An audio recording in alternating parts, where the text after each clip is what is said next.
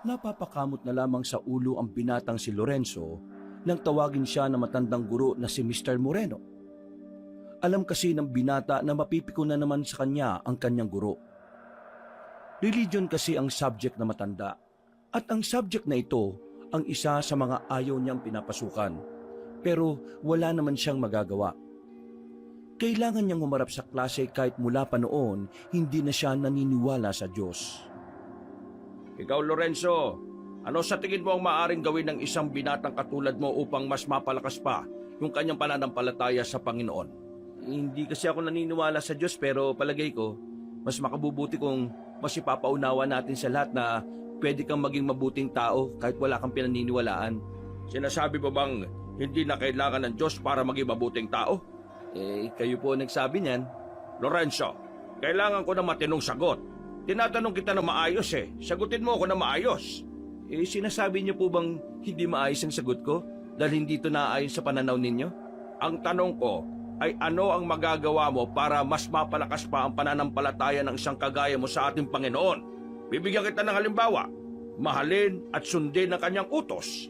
Kaninong utos po? Sa Diyos, kanino pa ba?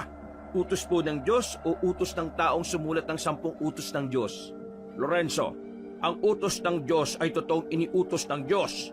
Tayo mga tao ay sinasabuhay ang kanyang utos sa pamamagitan ng pagsusulat nito sa mga libro o sa mga Biblia. Ibig sabihin, walang makakapagsabi na iniutos talaga yan ng Diyos? At paano mo nasabi? Dahil hindi naman totoo. At ano naman ang nagiging basyan mo para sabihin hindi totoo ang Diyos? Dahil hindi ko siya nakikita. Ang hangin, hindi mo naman siya nakikita. Bakit ka naniniwalang may hangin? Dahil nararamdaman ko ang hangin. Mismo, ang ating Panginoon ay nararamdaman natin kahit hindi natin nakikita. Ibig sabihin, ang Panginoon ay totoo. Para lang din siyang hangin na nararamdaman natin. Ang hangin ay isang elemento na totoong nararamdaman ng isang tao gamit ang kanyang pandama. Ang Diyos mararamdaman depende sa paniniwala. Ibig sabihin, kung ang isang tao ay hindi naniniwalang may Diyos, hindi niya yun mararamdaman kahit na kailan. Sinasabi mong nakadepende ang pagiging totoo ng Panginoon sa paniniwala ng isang tao? Opo, mahirap sabing totoo ang magic. Kung naniniwala ka na ang magic ay kagagawan lang din ng taong gustong manlinlang ng mga uto-uto. Lorenzo, hindi ka ba naturuan ng mga magulang mo na igalang ang mga usaping relihiyon? Patay na po sila Pero bago sila namatay, naturuan po nila kami ng mga kapatid ko na igalang ang paniniwala ng iba. At kung sakaling ipipilit ng iba ang paniniwala sa akin, may karapatan akong magayag din ng sarili kong paniniwala. At dito na papasok ang tinatawag nating paggalang sa opinyon ng isa't isa. Gusto mong igalang namin ang paniniwala mo pero sinasabi mong walang Diyos sa mismong harapan namin? Sinasabi ko lang po ang paniniwala ko. Kasi tinatanong niyo ako kahit alam niyo naman na hindi ako naniniwala sa sagot na gusto ninyo. Mr. Moreno, naniniwala po ba kayong mas matalino ako kaysa sa inyo? Ha? O di po ba? Nakakainsulto kapag tinatanong ka ng isang bagay na alam mong labag sa paniniwala mo. Nako, lumabas ka nga ng klase ko. Ngayon din. Utos mo ba ito ng Panginoon? Hindi. Utos ko ito. Kaya lumayas ka. Kung sinasabi niyong totoong Panginoon, masusundin ko siya kaysa sa inyo. Kaya hindi po ako lalabas. Kung hindi ka lalabas, ako ang lalabas. Lalabas na po ako. Gigil na gigil ang kanilang guro ng mga sandaling yon. Pero para kay Lorenzo, wala naman siyang ginawang mali. Pinaliwanag lang niya kung ano sa tingin niya ang pinaniniwalaan niya. Ang ganong klaseng pag-uugali ang madalas kainisan sa kanya ng mga tao dahil hindi siya naniniwala sa paniniwala ng nakararami. Ang tingin sa kanya ng mga tao ay masama. Pinuntahan na lamang ni Lorenzo ang room ng kanyang kakambal na si Martino. Sa tapat na lamang siya tumambay. Mag-uuwian na rin naman nila kaya minabuti niyang hintayin na lamang doon ng kapatid. Makalipas lang ang halos 1 oras, tumunog na rin ang bell. Pagkalabas ni Martino ay agad itong lumapit sa kanya. Oh, kanina ka pa ba dyan? Bakit nandiyan ka? Wala ba kayong klase sa huling subject nyo? Meron. Pinalabas ka na naman siguro ni Mr. Moreno, no? Ganun na nga nangyari. Ano naman ba'y ginawa mo? Alam niya naman na hindi ako naniniwala sa paniniwala nila pero palagi niya akong tinatawag at tinatanong. Pinaliwanag ko lang yung mga paniniwala ko tapos, ayun, nagalit siya. Ang sabihin mo, Pinamukha mo na naman na hindi totoo ang Diyos. Siya ang nagtulak sa akin para gawin yun eh. Bakit kasi hindi mo subukan magbasa ng Biblia? Para naman Para saan? para maintindihan mo na totoong may Diyos. Ay nako, kung ipipilit mo na naman yan, tatagal tayo ng 5 oras dito sa kinatatayuan natin. Naku, bahala ka nga. Tara na. Kung hindi lang natin pag-uusapan ng tungkol sa relihiyon, palagi tayo magkakasundo. Hindi na nagsalita ang binatang si Martino. Naglakad na lamang ito palayo. Sinundan na lamang din yun ni Lorenzo. Hanggang sa makasakay na sila sa tricyclean at hindi pa rin sila nagpapansinan. Pag-uwi nila sa kanilang bahay, napansin agad sila ni Aling Sesa. Bakit nakasimangot itong si Martino? Nag-away na naman ba kayo? Ho? Hindi po, Lola. Yung totoo. Pinalabas siya ng teacher nila kasi nakipagtalo na naman siya kung totoo ang Diyos o hindi.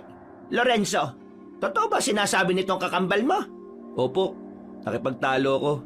Pero sinagot ko lang naman yung mga tanong niyang naaayon sa paniniwala ko. Lorenzo naman, ilang beses ba kitang sasabihan na wag mong pasasakitin ang ulo ng teacher mo? Lalong-lalo na yung si Mr. Moreno. Sa lahat ng subject, sa kanya dapat mas nagpapakabait dahil Tungkol yun sa Diyos. tama. Na kung saan hindi ko naman pinaniniwalaan. Bakit ba hindi ka naniniwalang may Diyos? Pinalaki ko naman kayo ng maayos kahit ako lang mag-isa. Hindi ko naman kayo tinuruan na maging masama. Bakit po? Pagiging masama po bang maging kagaya ng paniniwala ko? Hindi naman sa ganon.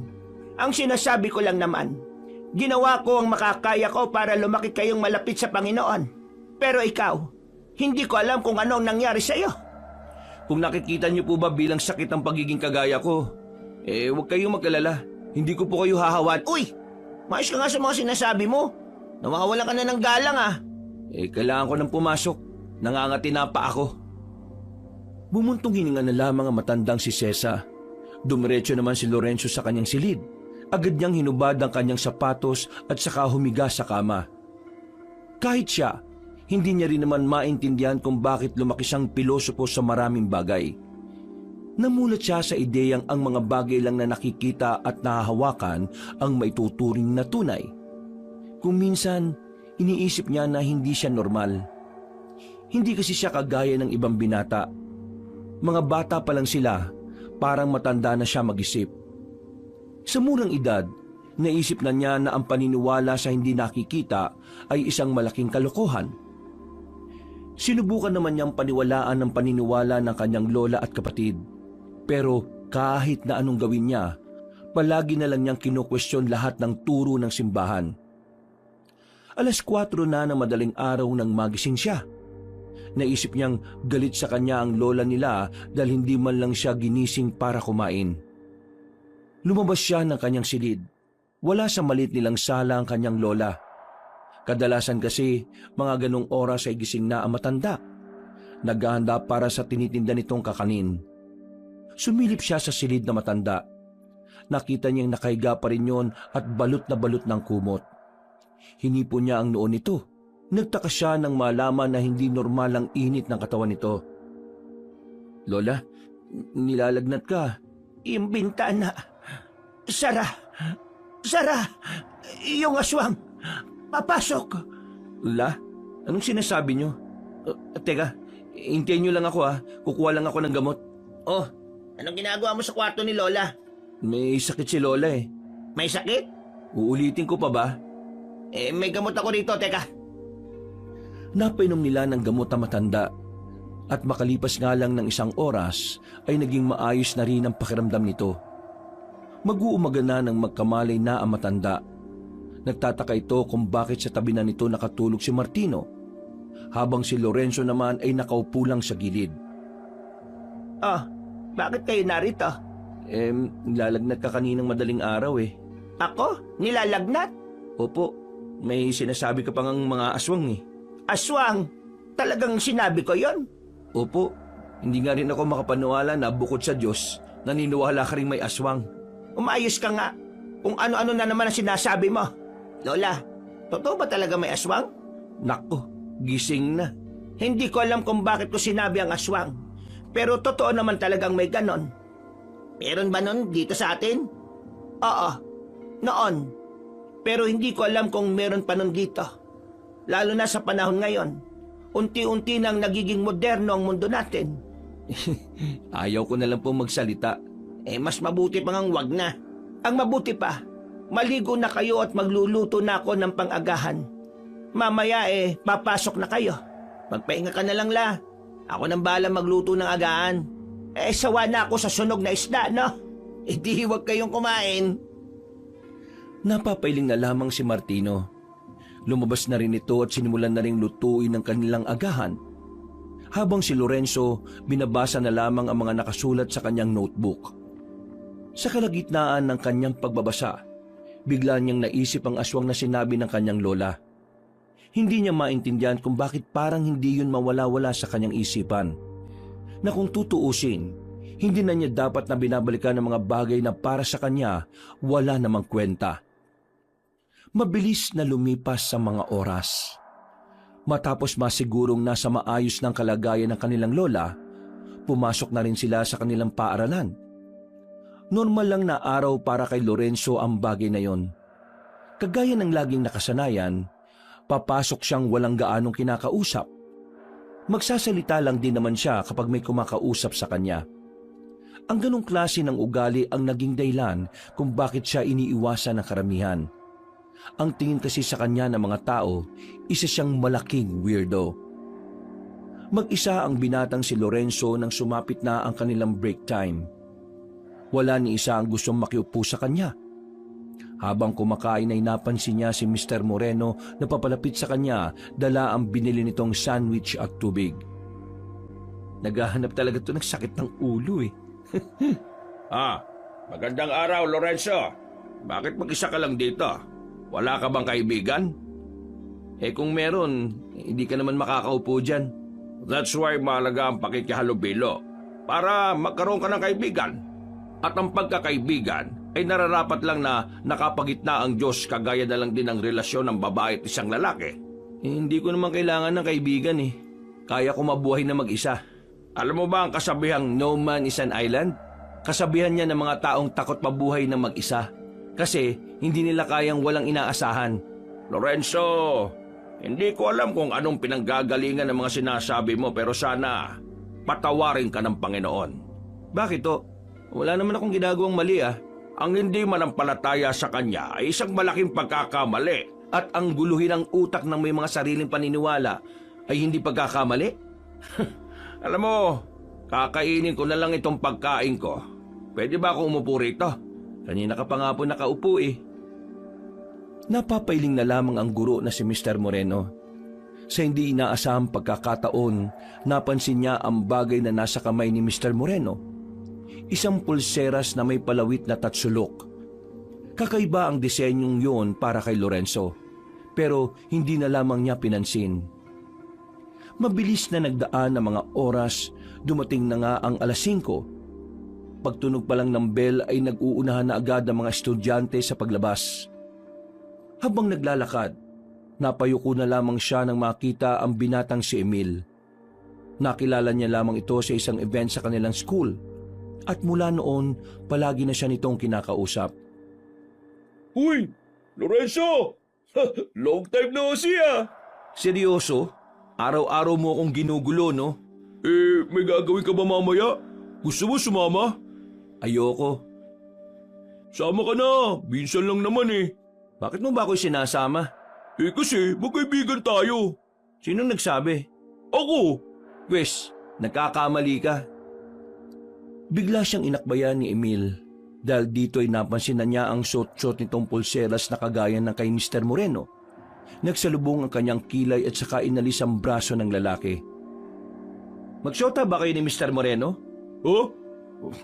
Wala. Uy, sandali lang! Sama ka na sa amin! Mag-ghost hunting kami! O pwede ring aswang hunting! Napatigil si Lorenzo. Narinig na naman niya kasi ang salitang aswang. Medyo iritado na siya sa bagay na yon, pero hindi niya alam kung bakit parang interesado siyang pag-usapan yon. Gaano katotoo ang aswang? Gaano katotoo? Kasing totoo ng dibdib ni Ma'am Dina. Siya ka rin pala sa nagpapantasya sa kanya. Iba na lang kausapin mo, hindi ako interesado. Eh bakit? Sino bang hindi magkakagusto kay ma'am? Maganda, sexy, matalino, matangkad, at maputi, di ba? Parang mas masarap pakinggan yung aswang kaysa sa mga sinabi mo eh. Hindi na hinintay pa ni Lorenzo na makapagsalita ang lalaking si Emil. Naglakad na rin ito ng mabilis. Hindi sila nagsabay umuwi ni Martino nung hapon na yon. Hindi pa rin kasi sila nagpapansinan. Habang naghihintay siya ng tricycle sa terminal, nakita niya ang babaeng guro na si Dina na nag-aabang din pala ng masasakyan. Sa hindi inaasahang pagkakataon, napansin niya ring may suot ng pulseras ito. At ang pulseras na yon ay kagayang-kagaya ng kina Emil at Mr. Moreno. Ang pangit naman ang disenyo ng pulseras na yon, pero bakit kaya maraming bumibili? Iiling-iling na lamang siya. Nang dumating na ang tricycle ay agad na rin siyang sumakay. Pag-uwi nila sa bahay nila, naabutan niyang naroon na pala si Martino. Nagpapakulo na ito ng tubig at hindi pa nakakapagpalit ng damit. Anong ulam? Mukha bang ulam ang nakasalang dito? Hindi naman yan ang dahilan kaya ako nagtatanong eh. Nagugutom na ako. Wala kang katulong dito, no? Kumilos ka na mag-isa. Bakit? Nasaan si Lola? May sakit na naman. Mabigat ang pakiramdam. Mainit ang katawan. Natutulog? Kesa nagtatanong ka, bakit hindi mo nalang puntahan? Maya-maya. Lola, may sakit ka raw? Oo nga eh. Hindi ko rin alam kung bakit ako nagkasakit ulit. Ayos naman na ako kanina. Eh baka nabinat ka yata. Apo, huwag kayong masyadong kumakausap ng hindi nyo kilala. At huwag kayong basta-basta sasama sa kung sino-sino lang. Mali po yata kayo ng kinakausap la. Eh, nasa labas po yung dapat makarinig niyan eh. Basta, makinig na lang kayo sa akin. Para naman ito sa kaligtasan ninyo. La, bakit kung magsalita kayo parang nasa bingit na naman ang kamatayan ng pamilya natin? Basta, huwag kayong sasama at makikipag-usap sa kung sino. Sabihan mo rin ang kapatid mo. Eh, kung ano man ang dahilan nyo, sige po. Hindi mawala-wala sa utak ko ang aswang. Yan na naman tayo eh. Totoo ang aswang. O tapos, Mapanganib ang mga aswang, Lorenzo. Balang araw, maiintindihan mo rin ang sinasabi ko. Paano ka maiintindihan yan eh? Wala namang pinaniniwalaan niya kundi sarili niya lang. bakit? Anong gusto mong paniwalaan ko? Yung kwento mong mas malabo pa sa sabaw ng dinuguan? Anong kwento? Kwento tungkol sa nakita mong mabilis gumalaw nung bata pa tayo. Eh bakit? Totoo naman talaga yung nakita kong yun eh. Kung ikaw lang ang nakakita, hindi yun totoo. Hindi mo nga magawang pagkatiwalaan sarili mo tapos gusto mo magtiwala kami sa'yo. Lola epal na naman. Kahit na kailan talaga, para kayong aso at pusa. Lumabas ka na nga muna, Lorenzo. Mag-uusap kami ni Lola. Bakit? Tungkol saan? Tungkol sa Diyos. Bakit? Interesado ka ba? Salamat na lang. Pumasok na lamang si Lorenzo sa kanyang silid. Binuksan na lamang niya ang libro niya. Nagbasa-basa na lang siya hanggang sumapit na ang gabi. Natigil na lang ang kanyang pagbabasa nang marinig niyang tila natataranta na si Martino sa sala. Lumabas ang binata. Pagtingin niya, nakita niyang binubuhat na ni Martino ang kanilang lola. Oh, anong nangyari? Bakit mo pinatulog sa sahig? Sira ulo ka ba? Naimatay si Lola. Tulungan mo ako. Dadaling ko siya sa albularyo. May sarili na bang ospital ang albularyo? Doon ang sinabi ni Lola eh. Kaya tulungan mo na lang ako. Visit ka. Marami nilang inalalayan ng matanda. Dinala nila ito sa bakuran at agad din namang nakapara ng tricycle ang lalaking si Lorenzo. Manong, sa Sitio 4 po. Pinandar agad ng matandang driver ang tricycle. Hindi naman kalayuan ang tinitirhan ng albularyo mula sa kanila. Kaya agad din naman silang nakarating doon. Tao po! Tao po! Anong kailangan? Sesa, ano nangyari sa kanya? Magkakilala kayo? Ano ba nangyari sa kanya? Sigurado kang hindi ka naging kabit ni Lola? Ano ba pinagsasabi nitong taong ito? Pag ina pong intindihin niyan, sira ang ulo niyan eh. Ito po si Lola, nahimatay. Pero bago yun, sabi niya puntahan daw namin itong address na ito. Agad silang pinapasok ng matandang sektor. Inasikaso nito ang lola nila. Pinahiga sa papag at nilagyan ng kung ano-anong langis sa palad at sentido. Habang ginagawa ni Mang Hector ang panggagamot, napapasalubong na lamang ang kilay ni Lorenzo. Hindi niya maintindihan kung bakit ang daming tao na naniniwala sa mga albularyo. Para kasi sa kanya, ang tanging dapat lang pagkatiwalaan pagdating sa kalusugan ng tao ay ang mga doktor. Wala bang ginawa ang lola ninyo bago siya nagkaganito? Laging naalis si Lola. Naglalako ng kakanin. Pero wala naman siyang nabanggit sa amin na may nararamdaman siya bago yan. Kung ganon, masama ang kutob ko. Bakit po? Ano pong sa tingin niyong nangyari kay Lola? Malakas ang inala ko na meron siyang nakadaupang palad na aswang. Sandali. Sinasabi niyo bang meron na namang aswang dito sa atin? Matagal naman nang may aswang dito sa atin, pero hindi lang talaga natin malaman kung sino. Kasi nakakatawang tao sila. Isa pa, hindi lang dito sa atin meron, sa buong probinsya natin. Pwede po ba ako magtanong? Ano itatanong mo? Nilikha din ba ng Diyos ang mga aswang? Di ba ang sabi ng mga relihiyosong tao kagaya ng kakambal ko, lahat ng may buhay sa mundo, Diyos ang gumawa? Tama ka. Lahat nga ng may buhay sa mundo ay likha ng Diyos. Pero ang mga aswang, itinuturing silang patay o walang buhay sa simula pa lang. Dahil ang kaluluwa na meron sila ay hindi nanggaling sa kaharian ng Panginoon. Sila ay nanggaling sa kaharian ng Diablo. Kaya ang mga aswang, hindi sila nilikha ng Diyos. Isa silang mga nilalang na kailangan mawala sa mundong ito. Paano niyo sila ituturing na patay kung, Mang Hector, magiging maganda na ba ang kalagayan ni Lola? Teka, nagsasalita pa ako eh. Hindi mo ito moment. Moment ito ni Lola. Magiging maayos na rin ang lola mo. Kailangan ko lang muna siyang obserbahan. Ano ba talagang naging dahilan kung bakit siya nagkasakit? Ang isang tao, kapag meron siyang nakatitigan na aswang ng higit sa 10 minuto, nagkakaroon ng pagkakataon na mapasok ang kamalayan ng isang tao. Ginagawa nila ito kapag gusto nilang kontrolin ang biktima nila. Itong dahilan kung bakit nagkasakit ang lola ninyo. Parang hipnotismo? Tumpak! Bakit naman gagawin ng aswang yun kay Lola? Malalaman nyo rin sa oras na sabihin na sa inyo ng lola ninyo. May isa pa sana akong katanungan. Iisa pa talaga. Pambihira to. Kaya mo siya. Gusto ko mga tinatanong niya eh. Sige, ano mang itatanong mo, iho? Naging kabit ka ba ni Lola? Manahimik ka na lang. Napakamot na lamang sa ulo si Lorenzo. Makalipas pa ang halos 1 oras, muli nang nagkaroon ng malay ang matandang babae. Nagtataka pa nga ito nang mapansing nasa ibang bahay ito. Agad na pumasok ulit ng bahay ang kambal nang marinig nilang nagkamalay na ang kanilang lola. Naabutan nila itong nilalagyan ni Mang Hector ng langis sa sentido nito. Uy, ang sweet ah. Uy, mais ka nga. Maayos na ang kalagayan ng lola ninyo.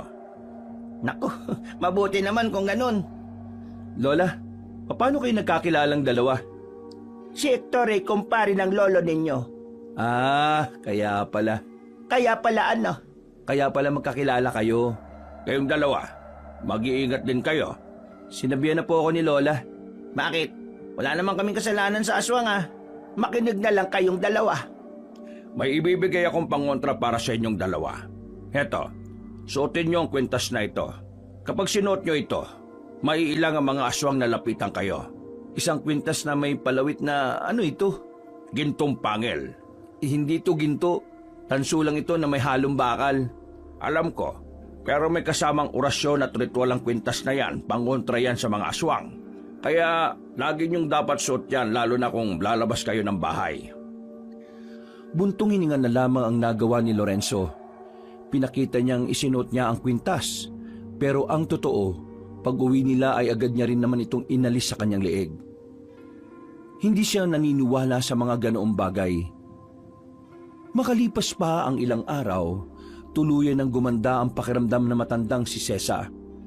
Nakakapaglako na ulit ito ng mga tinda nitong kakanin. Si Lorenzo at Martino naman ay naging abala sa pag-aaral. Nalalapit na rin kasi ang kanilang exam. Ano na naman bang kailangan mo sa akin? Wala naman. Gusto lang kitang samahan kumain eh. Bawal ba?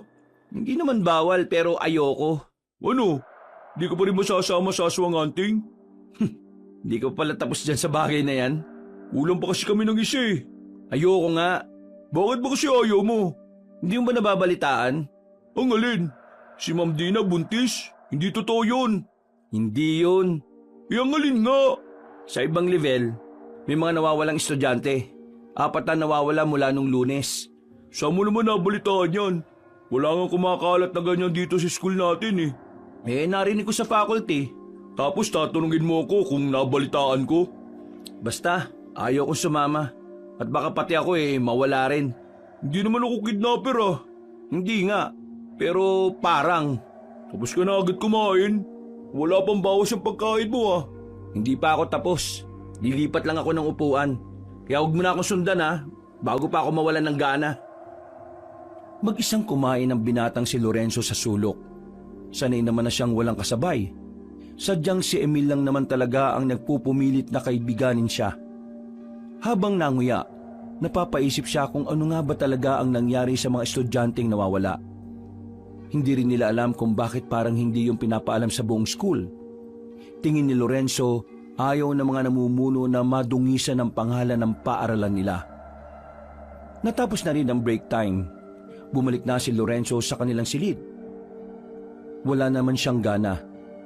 Kung siya lang ang masusunod, ayaw na sana niyang pasukan ang subject ni Mr. Moreno. Pero sa ngalan ng attendance at ang karagdagang grado, tinitiis na lamang niya ang mga naririnig niya. Bukod sa tingin ni Mr. Moreno, pinakaayaw niya lang talaga ay ang tinatawag pa siya para sumagot. Hindi maaaring magsama ang babae at lalaki sa isang silid kung sila ay hindi pa kinakasal. Labag sa paningin ng Diyos ang pagsasamang walang basbas ng simbahan at ang Panginoon. Kaya nga sa panahon ngayon, mas mainam pa rin na alam nating magpigil, magtiis at igalang ang katawan ng isa't isa. Ang isang relasyon na pinagigitnaan ng Panginoon ay siyang pinagpapala. At sa tingin nyo, tama ba ang ginagawa ng ibang magkarelasyon na bago sila magpakasal nagsasama na sila sa iisang bahay? Ikaw Lorenzo, anong masasabi mo? Magandang hapon po Mr. Moreno. Seryoso po ba kayo na ako ang gusto niyong sumagot sa katanungan na yan? Oo naman. Bakit naman hindi? Parte ka ng klaseng ito. At tingin ko, marami naman kaming matututunan sa iyo. Alam ni Lorenzo na balak lamang siyang ipahiya ng kanilang guro. Kaya siniguro niyang sa sandaling yon, hindi siya ang magmumukhang tanga. Tinatanong niyo ako kung tama bang magsama ang babae at lalaki sa iisang bahay nang hindi pa kinakasal? Ang sagot ko po tama. Paano mo naman nasabing tama? Marahil sa pananaw ng mga kagaya niyong sumusunod sa utos ng simbahan ay mali yun. Pero para sa akin, na mas tinitingnan ng pagiging praktikal, tama lang na magsama sila bago ikasal. Unang-una, kung magsasama sila sa iisang bahay ng ilang taon bago ang kasal, mas magkakaroon sila ng panahon para kilalanin ang mga sarili nila. Yun ang magsisilbing practice nila bilang mag-asawa. Makakatulong to sa kanila sa pagdedesisyon kung kakayanin ba nila ang buhay mag-asawa o hindi. Mas makikita nila ang mga kahinaan at kalakasan ng bawat isa dahil mas magkakaroon sila ng oras na tutukan ng isa't isa. Kung magsasama lang sila pagkatapos ng kasal, pareho silang mangangapa sa buhay mag-asawa. Wala silang alam At dahil wala silang alam, makikialam ang mga magulang nila. At dahil makikialam ang magulang nila, mawawala na ng saysay ang salitang pag-aasawa. Mas mahihirapan silang makilala ang bawat isa kung saka lamang sila magsasama. Pero kung matagal na silang magkasintahan, hindi ba dapat kilala na nila ang isa't isa? Iba ang buhay magkasintahan sa buhay ng pag-aasawa.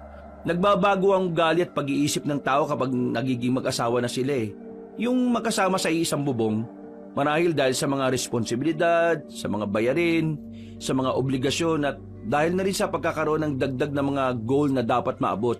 Seryosong usapin na ang pag-aasawa Iba ang pagkakakilala mo sa kasintahan mo noong nobyo o nobya mo pa lang siya. Magkakaroon pa rin ng pagbabago sa kanya sa oras na kinakailangan na niyang magseryoso sa buhay At ang mga pagbabago na yon ay hindi mo agad makikita kung hindi mo yun malalaman bago ang kasal. Kaya naman, para hindi tayo matali o makulong sa mga maling tao, para sa akin, mas maganda kung magsasama na muna kayo bago kayo ikasal. Sa pagli-live-in pa lang, malalaman mo na kung anong klaseng tao siya bilang asawa, hindi bilang kasintahan. Sinasabi mo bang hindi na mahalaga ang kasal kasi mas mainam na mag-live-in na muna para makilala ang mapapangasawa mo? Ganun ba? Wala naman akong sinasabi na hindi mahalaga ang kasal. Pero sinasabi ko lang na huwag nating gamitin ang kasal para diktahan ng tao paano niya kikilalanin na mapapangasawa niya. Huwag nating hayaan na ang kasal ang maging dahilan kung bakit hindi tayo makawala sa mga taong hindi natin dapat pinapasok sa buhay natin. Paano mo kami mapapasang-ayon sa mga sinasabi mo? Naranasan mo na bang magkaroon ng asawa? Nagtawanan ng buong klase. Nakaramdam ng pagkapahiya si Lorenzo noong mga oras na yon. Pakiramdam niya ay sinimulan na ni Mr. Moreno na mangyari ang binabalak nito. Huminga si Lorenzo na malalim. Hindi siya papayag. Ano po sa tingin niyo ang mararamdaman niyo kapag meron kayong ninakaw na mahalagang bagay para sa iba? Ha? Wala itong koneksyon sa pinag-uusapan natin. Kung masasagot mo, meron. Anong mararamdaman ko kapag may ninakaw akong mahalagang bagay sa ibang tao? Hindi naman ako ganong klase ng tao eh.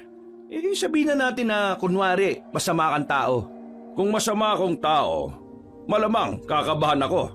Baka mahuli ako eh. Matatakot. Di ba gano'n naman ang mga magnanakaw? Gagawa sila ng kasalanan pero kapag nagawa na nila saka lang nila may isip na mali ang ginawa nila. Yun dahil sa pagiging makasarili nila at sakim. Paano nyo nasabi yan? Naranasan nyo na rin po bang magnakaw? Ha? Naranasan nyo na po bang magnakaw? Yung pong tanong ko ngayon. Malamang hindi. Bakit nyo po alam ang mga bagay tungkol sa mga magnanakaw? Hindi mo naman kailangan maranasan para malaman mo ang isang bagay. Minsan, kailangan mo lang ding matutuhan at matuklasan. Mismo? Anong mismo? Kayo na rin ang sumagot ng tanong niyo sa akin kanina kung naranasan ko na bang magkaroon ng asawa. Iniinsulto mo ba ako? Tinatanong po kita kanina kung sigurado po kayo na tatawagin niyo ako. Wala akong ginagawang masama. Sinasagot ko lang ang mga tanong ninyo nang hindi naaayon sa mga sagot na gusto niyong marinig. Upo na po ako. Okay lang po ba? Maraming salamat po. Natameme na lamang ang matandang guro. Pero sa kaloob-looban nito, parang gusto na nitong sumabog. Habang si Lorenzo naman, lihim na nagdiriwang ang kanyang puso. Pakiramdam niya, naipanalo niya ang argumentong sinimula ng isang matandang sabik siyang mapahiya. Maya-maya ay tumunog na ang bell. Nauna nang tumayo sa kinauupuan ng binatang si Lorenzo nang marinig ang hudyat ng uwian. Hindi na niya nilingon pa si Mr. Moreno dahil alam niyang masama na naman ang tingin nito sa kanya. Sa kakamadali niya, nakabanggaan niya sa pasilyong babaeng guro na si Dina. Ang guro na halos pinagpapantasyahan ng lahat ng lalaking estudyante. Ayos ka lang ba? Pasensya na ha, at hindi kita nakita. May tinitingnan kasi akong papel eh. Ayos lang naman po. Hindi rin ako nakatingin kaya kasalanan ko rin. Sandali lang. Ikaw yung kapatid ni Martino? Kambal ba kayo? Magkamukha kayo eh. Sa kasamaang palad, opo. Kambal nga kami. Alam mo bang tuwang-tuwa ang mga guro sa kanya? Lalong-lalo na si Mr. Moreno kasi talagang malapit sa Panginoon ang kambal mo eh. Ayos yan. Ikaw rin. Kilalanin mo rin ang Panginoon. Ay, Huwag na po kayo magtangka, ma'am. Malapit nang mapanot si Mr. Moreno sa konsumisyon sa akin. Isipin niyo na lang po na hindi bagay sa babae kapag panot. Sige po, aalis na po ako. sige, bye. Pagtalikod ng guro sa kanya, sa hindi malamang dahilan ay meron siyang naamoy na kakaiba mula roon. Mabango naman si Dina, pero hindi maintindihan ni Lorenzo kung bakit siya nakakaamoy ng parang malansa. Nang lingunin niya ulit ang babaeng guro, nagtaka siya kung bakit bigla na lamang siyang kinabahan sa ngiti nito sa kanya. Nung oras na yon, nakaramdam siya ng pagkahilo. Agad-agad na sumama ang kanyang pakiramdam. Napahawak siya sa pader nang maramdamang parang tutumba siya. Uy, anong nangyayari sa'yo? Nakita na lang niya si Emil sa gilid niya. Nakaalalay na ito sa kanya. Dinala siya nito sa klinik. Pagdating niya roon, naroon si Dina. Ang babaeng guro ang umasikaso sa kanya. Nung mga sandaling yon, nagtataka siya kung bakit ang bilis ng tibok ng kanyang puso. Dahil sa pagkahilo niya, hindi na niya gaanong naririnig ang pinag-uusapan ni Emil at Dina. Nagtataka siya kasi base sa nakikita niya, parang malapit sa isa't isa ang dalawa. Hindi maganda ang kutob niya. Kaya kahit nahihilo, tumakbo siya palabas ng klinik. Nakasalubong niya ang kakambal na si Martino. Hinawakan niya ito sa balikat at takmang tutumba. Uy, ano bang problema mo? Tulungan mo ako. Ano? Nahihilo ako eh. Uy, Lorenzo! Pumasok ka raw sa klinik, sabi ni Ma'am Dina. Ayoko. Uwi ako. Martino, alalayan mo ako. Gusto kong umuwi. Ayoko rito. May kakaiba sa school na ito. Nagtataka ang lalaking si Martino. Kilala niya si Lorenzo. Alam niyang hindi basta-basta magsasalita ng kawirduhan ng kanyang kakambal kung wala lang. Kaya kahit nainis siya rito, inalalayan niya lang ito palabas sa kanilang paaralan. Agad silang sumakay sa tricycle. Nang makauwi, takang-taka ang kanilang lola sa kanila. Nag-alala itong lumapit sa kambal. Nang maiupo na ni Martino ang kakambal niya, ay sa kanan nito sinabi kung ano ang nangyari. Anong nangyari sa kanya? Bakit nanlalata itong si Lorenzo? Hindi ko alam dyan. Galing yan sa klinik kanina eh. Pero tumakbo palabas. Nakasalubong ko siyang ganyan na. Ayaw niya magpa-klinik. Mas gusto niyang umuwi. Lorenzo, anong nangyari? Anong masakit sa'yo? Bakit ganun siya? Nandito ba siya? Bakit ko siya naririnig? Uy, Buang, sino bang sinasabi mo? Nandito na tayo sa bahay. Hindi, nandito siya. Tawagin mo nga si Hector. Bakit la? Ano ba sa tingin niyo nangyayari sa kanya? May nangyayaring hindi tama. Nagmamadaling makalabas ng bahay ang lalaking si Martino. Pagbalik nito ay kasama na nito ang albularyo. Agad nitong sinuri ang kalagayan ng binatang si Lorenzo. Nalaman agad nito na may kinalaman ng aswang sa nangyari. Hindi nagsayang ng oras ang albularyo. Kung anong ginawa nito kay Aling Cesa ay siya ring ginawa nito kay Lorenzo. Isang oras lang ang nakalipas, nawala na rin ang mataas na init ng katawan ng binata. Kalauna na ay nagkaroon na rin ito ng malay. Nagtataka habang salubong ang kilay na nakatingin sa kanila. Huwag mo kaming tingnan ng ganyan. Tinulungan ka namin para gumaling ka. Gumaling? Ano bang nangyari sa akin? Inuwi ka ni Martino ng mataas ang lagnat mo. At may mga sinasabi ka sa amin na hindi namin maintindihan. Gaya ng alin? Sabi mo, nandito siya kasi naririnig mo. Sino? Aba, ewan ko sa iyo. Iho, naalala mo ba mga nangyari bago ka nagkasakit? Baka may aswang kang nakadaupang palad. Wala akong aswang na nakadaupang palad kasi wala namang aswang. Isipin mong maigi. Bago ang nangyari, ano ang mga naalala mong tingin mo ay weirdo? Sino yung huli mong nakausap? Sandaling napaisip ang binatang si Lorenzo. Bigla na lamang bumalik sa isipan niya ang babaeng si Dina. Sa hindi malamang dahilan, bigla siyang nakaramdam ng kaba na hindi naman niya alam kung saan nanggagaling. Yung huli kong nakausap? Anong meron? Malaki ang tsansa na ang huli mong nakausap, siya ang aswang na balak kang kunin. Si Martino lang yung huli kong nakausap habang nasa tricycle kami. Buang, nanlalata ka na nun. Ang sinasabi ni Mang Hector, yung huli mong nakausap bago ka magkaganon. Hindi ko maalala eh. Nagkaila na lamang ang binatang si Lorenzo. Bukod kasi sa hindi naman siya naniniwalang may aswang, gusto niya rin munang malaman kung ano ang kakaiba sa gurong si Dina. Hindi ko talaga maalala eh. Huwag mo nang piliting maalala kung hindi mo talaga maalala. Hayaan mo na. Malalaman ko rin sa susunod na araw kung sino ang mga aswang dito. Marami ba sila, Mang Hector? Isa silang grupo. Pero hanggang sa ngayon, hindi ko pa rin alam kung sino-sino sila. Nanahimik na lamang si Lorenzo ng mga sandaling yon. Wala siyang interes na pakinggan ang mga sinasabi ni Mang Hector. Mas pinili na lang niyang magpahinga sa kanyang silid kaysa maniwalang totoo ang mga aswang. Habang nagpapahinga siya, pumasok sa silid niya ang kakambal na si Martino. Salubong ang kilay ni Lorenzo. Oh, anong kailangan mo? Alam kong may hindi ka sinasabi. Gaya ng ano? Gaya ng kung sino ang huli mong nakausap. Sabihin mo. Ang kulit mo. Sinabi ko na sa yung hindi ko maalala. Nung nasa biyahe tayo pa uwi, narinig kong sinabi mo ang pangalan ni Ma'am Dina. Ha? Sinabi ko yun?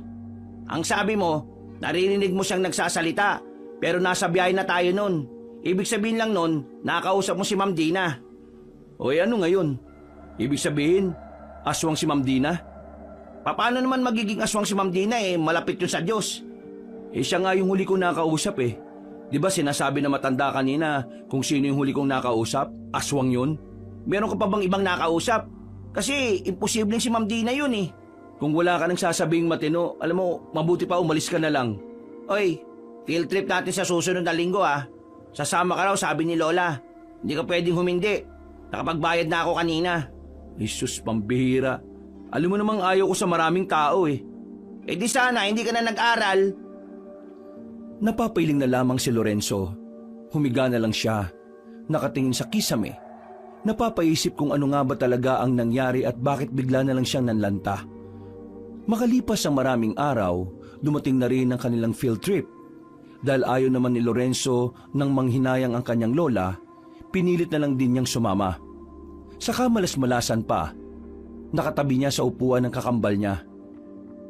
Bakit ba kailangan dito ka pa umpo sa tabi ko? Bakit? Gusto mo bang nakaupo ko sa bubong? Kung pwede lang eh. Di ka na nga sana kasama Yun nga ang gusto ko, di ba? Sus, kunwari ka pa. Oh, anong klaseng libro yan? Bakit mo tinatanong? Kasi gusto ko malaman. Libro to na bigay ni Mang Hector sa akin. Tungkol ito sa mga aswang. Lumang libro. Pero maganda raw ang kwento rito kasi totoong nangyari. Naniwala ka naman. Siguro kaya ka ganyan kasi ang layo ng loob mo sa Diyos no? Di ganyan pala ang ugali ng malapit sa Diyos. Pakialamero. Uy, kwentong aswang yan Pwede ba, Hiram? Di naman tayo close Bumalik ka na nga sa upuan mo. Ay, sorry. Akala ko kasi si Lorenzo Seryoso ka ba? Alam niyo ba, may nakita na kaming aswang nitong nakaraang gabi. Totoo ba yan?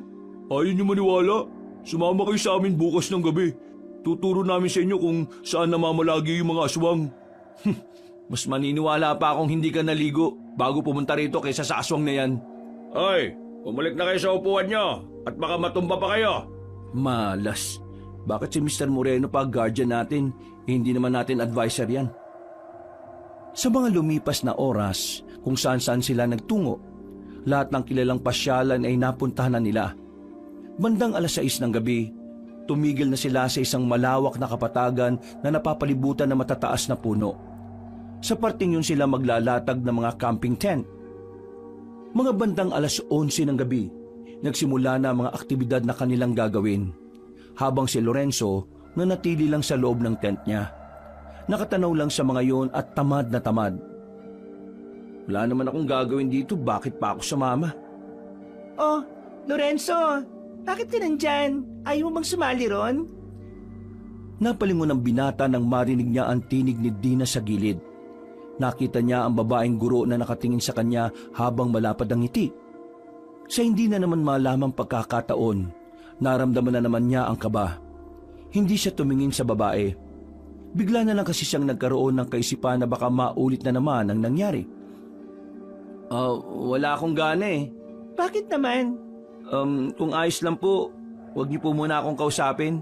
Gusto ko pong mapag-isa Sige, walang problema. Pag-alis ng babae, naamoy na naman niya ang lansa na nagmumula roon. Pero sa pagkakataong ito, hindi na siya nakaramdam ng pagkahilo. Hindi niya lang maamin sa sarili pero may kutob na rin siya na hindi pangkaraniwan ng babae. Labag man sa kalooban niyang isipin na hindi tao ang babae, pero yun talaga ang nagsusumiksik sa kanyang utak. Sumpa ba to? Sumpa ba na maramdaman kong malapit na akong maniwala na may aswang? Noong mga sandaling yon, unti-unti na rin niyang tinitingnan ang anggulo na baka nga aswang si Dina.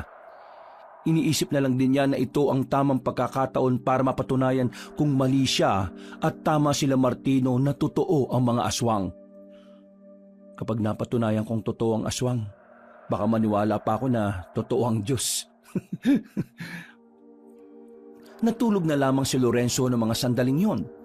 Nagising siyang dakong 2:00 na ng madaling araw. Pagtingin niya sa gilid niya, nakatulog na pala ang kanyang kakambal sa gilid. Sumilip siya sa labas. Tulog na rin ang lahat. Tahimik na ang paligid.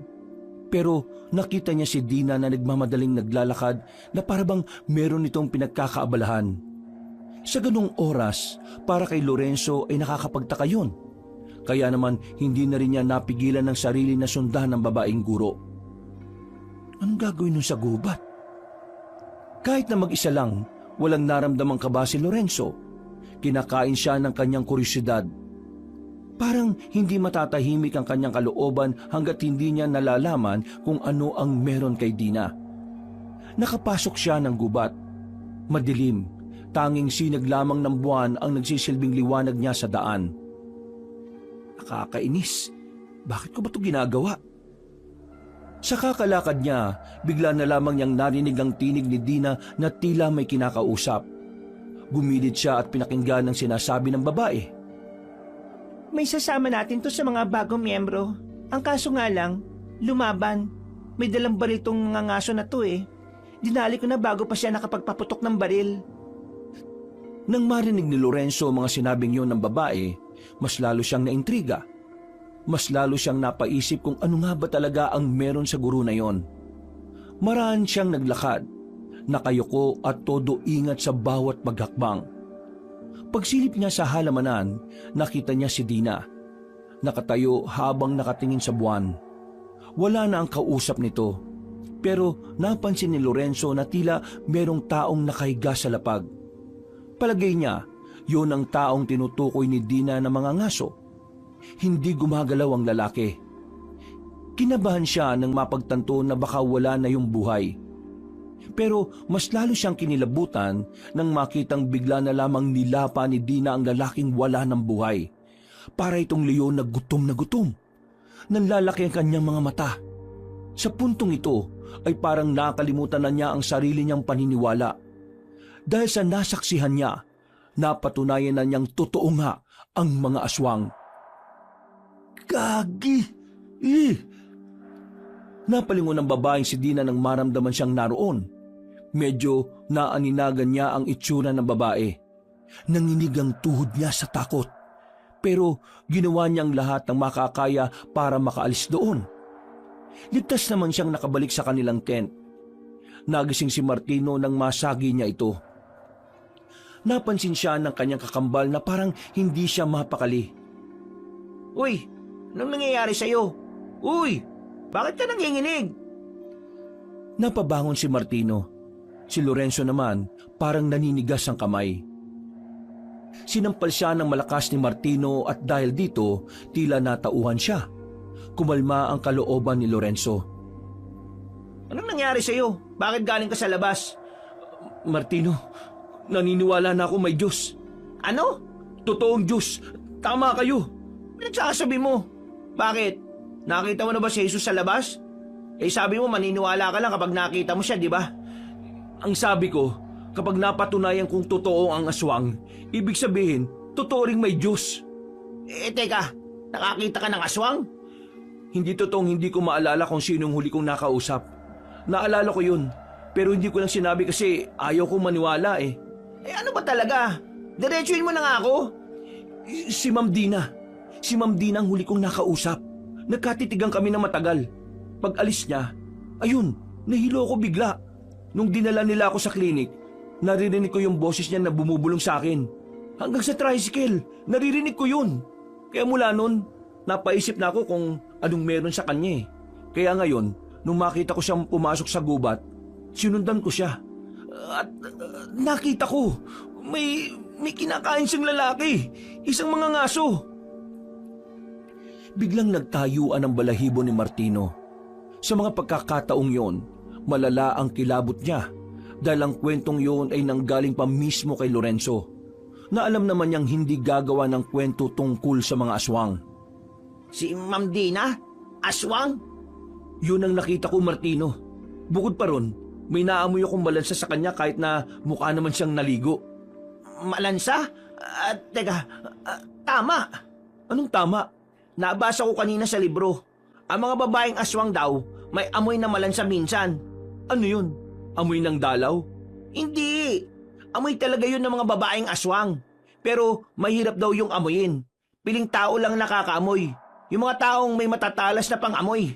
Ha? Ibig sabihin, aswang talaga si Ma'am Dina? Pambihira. Hindi ko inakala na maniniwala ko sa kabaliwan ninyo ni Lole. Hoy, hindi to kabaliwan no. Totoo to. Kailangan nating seryosohin to. Meron pa akong hindi sinasabi. Ano? Nitong nakaraan, narinig ko rin sa faculty, may mga estudyanteng nawawala. Hindi rin nila alam kung saan napadpad yung mga nawawalang estudyante na yun.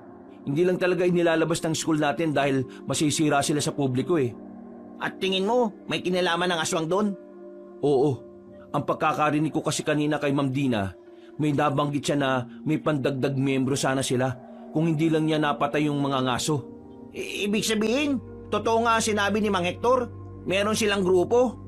Kailangan na nating ipaalam sa principal to. Hindi, wag muna. Ha? Bakit hindi? Kasi wala tayong kasiguraduhan kung sino pa ang mga aswang sa school. Baka mamaya, yung principal aswang din. Sa mga pulis, doon natin sabihin. Useless, hindi sila maniniwala. Kailangan ko bang paliwanag sa iyo kung bakit? Hindi na. Hindi maganda tong nangyayari. Diyos ko, Panginoon, gabayan mo sana kaming lahat na makauwi ng ligtas. Uy, ginagawa mo. Nagdarasal. Mabuti ba sumabay ka na? Pwede bang saka ako na gawin yan? Kanino ko lang sinabi na naniniwala na akong may Diyos eh.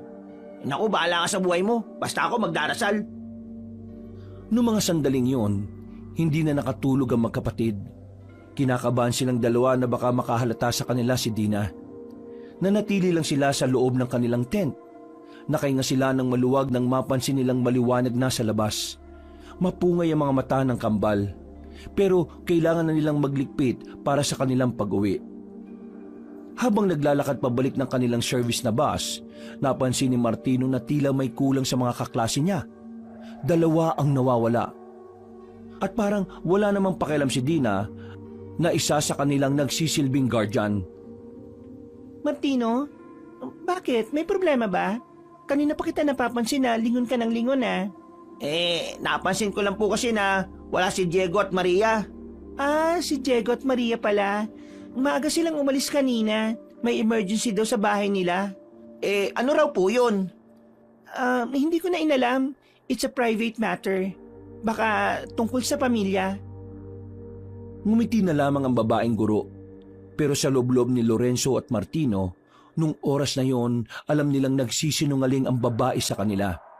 Pagdating nila sa bus, nakatinginan si Lorenzo at si Dina. Agad namang umiwas ng tingin ng binata. Nababahala siya na baka may gawin na naman sa kanya ang babae. Habang umaandar ang bus, Martino, may tanong ako. Ano yun? Yung Diyos ba? Alam niya na agad kung sino yung mga aswang? Alam ng Diyos ang lahat, no? Bakit hindi na lang natin siya tanungin para malaman na agad natin kung sino yung mga iiwasan? Hindi nakikialam ang Diyos.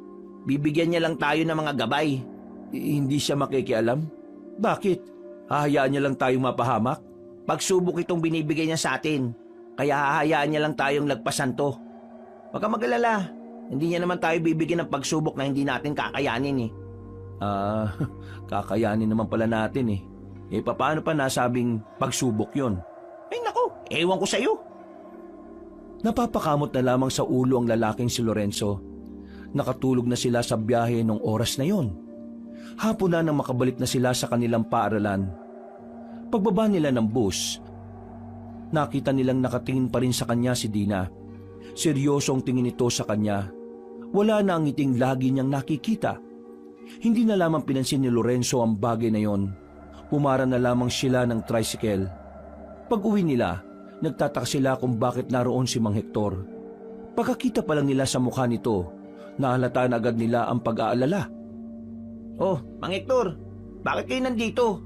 Ang lola ninyo, Bakit? Ano nangyari sa kanya? nilaso ng aswang. Ano po? Agad-agad silang tumakbo sa loob ng bahay. Pagtingin nila sa matandang babae, nakita nilang kulay ubi na ang labi nito. Ang kuko nito sa paa at kamay ay ganun na rin ang kulay. Walang malay si Aling Sesa. Malamig din ng palad. Anong nangyari? Bakit sila nalason ng aswang? Bago siya magkaganyan, nakapagkwento pa siya sa akin. Ang sabi niya, merong isang lalaking aswang ang bumili sa kanya. Nagkadikit ang mga kamay nila nang mag-abot siya ng sukli. Yung aswang na yun pala, may laso ng kamay. Sabihin nyo, maalis yun naman ang laso sa katawan niya, hindi ba? 50-50 ang tsansa. Hindi naman kasi ito laso na parang tuklaw lang ng ahas. Yung laso na nasa katawan niya ay sa bibig dumaan. Ibig sabihin, mas madaling kakalat ang lason sa katawan. Anong gagawin nyo, Mang Hector? Yung gamot kasi na ginagawa ko natutunan ko lang sa tatay ko noon buhay pa siya. Ang kaso, ito ang unang pagkakataon na susubukan ko yon. Kaya hindi ko rin sigurado kung tatala ba o hindi. Sagutin niyo nga po ako.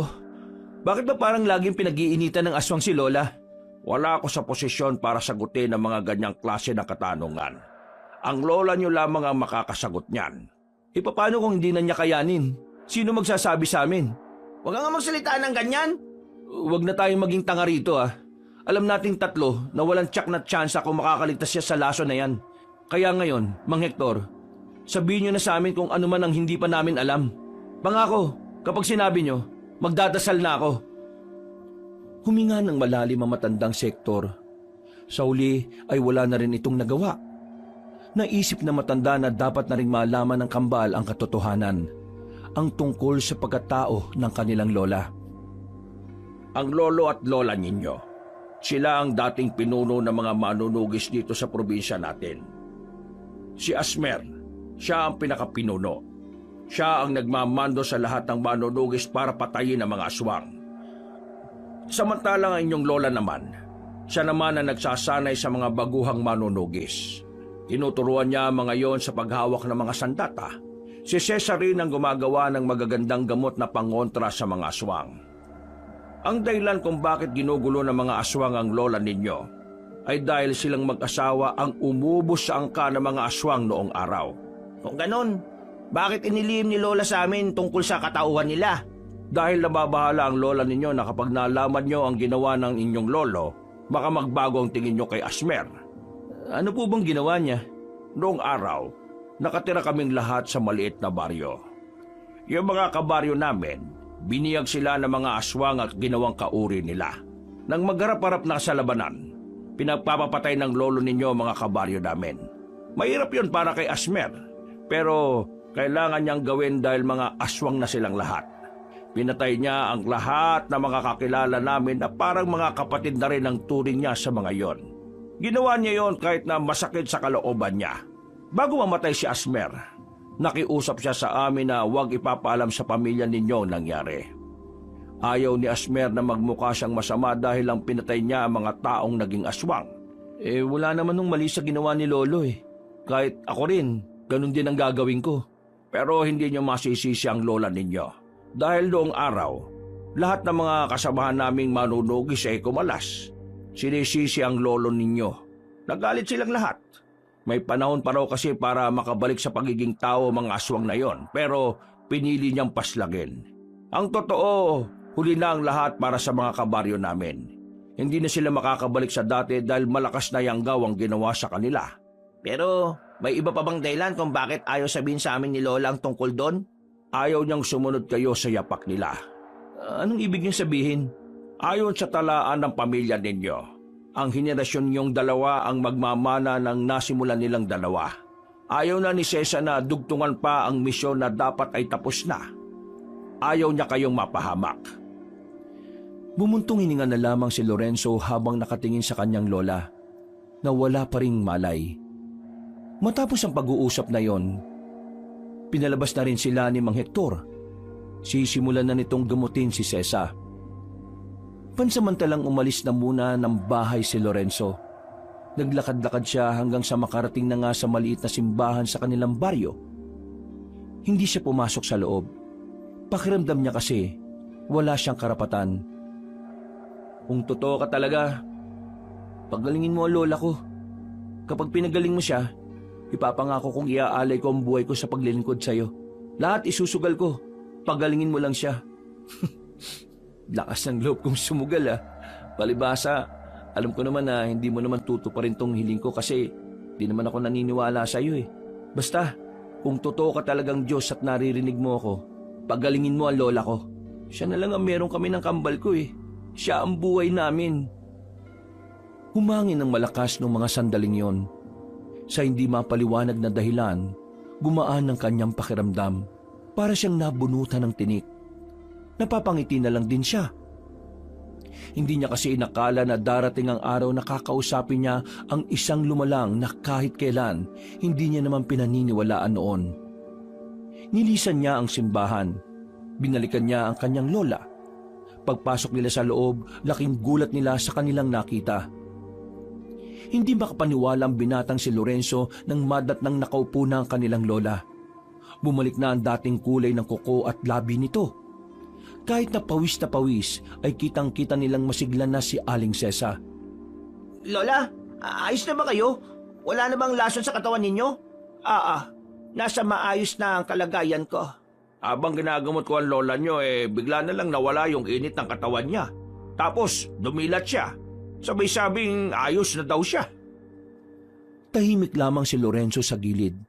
Pero sa isip-isip niya, mukhang pinatunayan talaga ng Diyos na dapat siyang maniwalang may lumalang ng lahat.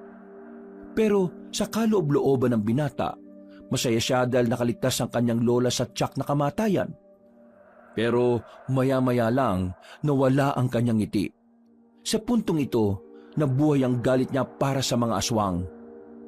Pinangako niya sa kanyang sarili na pagbabayarin niya ang lahat ng aswang. Uunahin niya sa listahan ng kanilang gurong babae na si Dina. Bago matulog, dumaan na muna siya ulit sa simbahan. Makakalahating oras na siyang nakatayo sa tapat. Hindi niya kasi alam kung papaano niya sisimulan ang pagpapasalamat. Dahil una pa lang, hindi naman talaga niya gawaing magpasalamat sa mga bagay na hindi sakop ng paniniwala niya noon. Hindi ko alam kung pinahiya mo ko nung patunayan mong totoo ka. Pero maraming salamat kasi nasa maayos na kalagayan ng lola ko. Yung usapan natin kanina, tototohanin ko yon. Tatapusin ko lang tong problemang to. Magsisilbi ako sa'yo. Ano bang pwede kong itawag sa'yo? Lord? Boss? Pre? Bro? God? Diyos? O boss na lang siguro? Boss, pasensya na kaagad kung magiging masama muna ako bago mo ako maging tagapagsilbi Ilangan ko lang pagbayarin yung mga aswang na nagtatangka sa buhay ng lola ko Ay, siya nga pala. Baka pwede mo naman akong ipasa sa exam mo. Humangin lang ng malakas at saka umalis na rin siya sa tapat ng simbahan. Pagbalik niya sa bahay nila ay parang wala lang nangyari sa kanyang lola. Kahit si Mang Hector, hindi rin niya alam kung ano ang nangyari. Napapangiti na lamang si Lorenzo sa gilid. Bagay na ipinagtaka naman nila Martino. Kahit kailan kasi, hindi nila nakitang nakangiti ng ganoon kalapad si Lorenzo. Lumipas ang 3 araw. Lunes na naman. Sabik na sabik pumasok si Lorenzo. Hindi dahil gusto niyang matuto sa mga bagong pag-aaralan, kundi dahil gusto niyang makita ang babaeng si Dina. Uy, ang bilis mo naman maglakad. Para kang kabayo Para lang sa kaalaman mo, ang kabayo hindi mabilis maglakad, mabilis siyang tumakbo. Sus, dami mong alam. Kesa naman wala, no? Pagkakit nila sa 2 palapag, nagiwalay na rin sila ng landas ni Martino. Magkaiba kasi sila ng silid. Pagpasok pa lang ni Lorenzo, gusto na niya kagad mag-uwian. Gusto niya kasing kumprontahin ang babaeng si Dina. Gusto niyang ipaalam sa babae na alam na niyang tinatago nitong sikreto.